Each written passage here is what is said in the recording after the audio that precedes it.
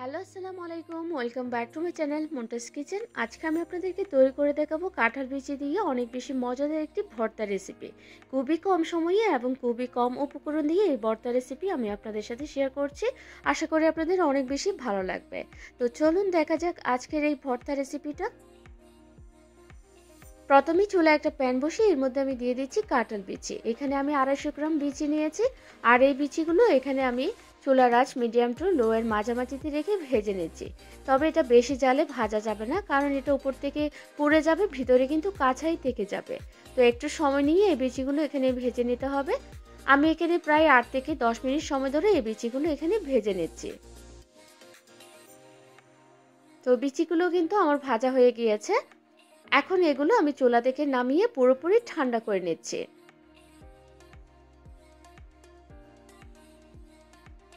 আর বিচিগুলো ঠান্ডা হয়ে আসলে আমি এগুলো এখান থেকে খোসা ছাড়িয়ে নেব।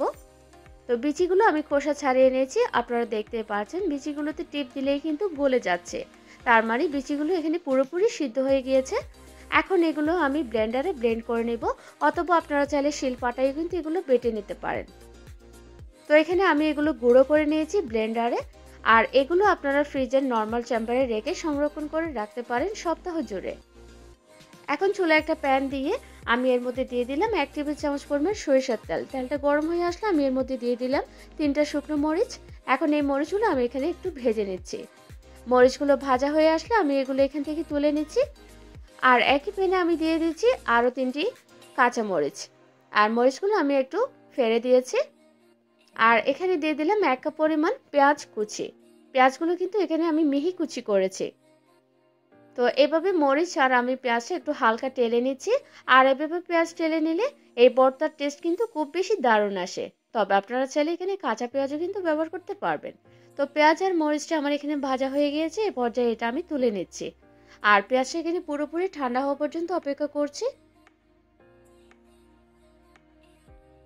এখন এখানে আমি নিয়ে নিলাম শুকনো মরিচ। শুকনো মরিচগুলো বোটা ছাড়িয়ে নিচ্ছি। আর ভেজে রাখা কাঁচা মরিচগুলো নিয়ে নিলাম।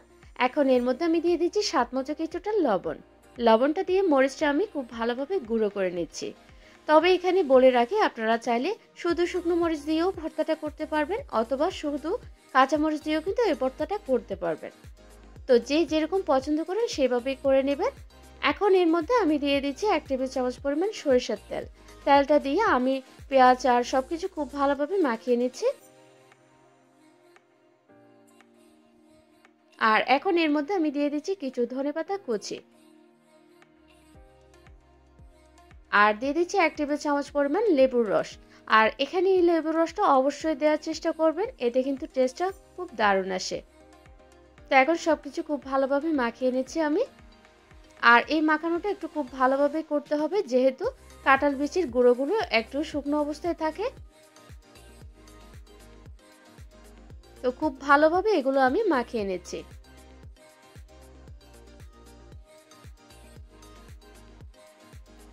তো এই ভর্তাটা আমার কিন্তু মাখানো হয়ে গিয়েছে।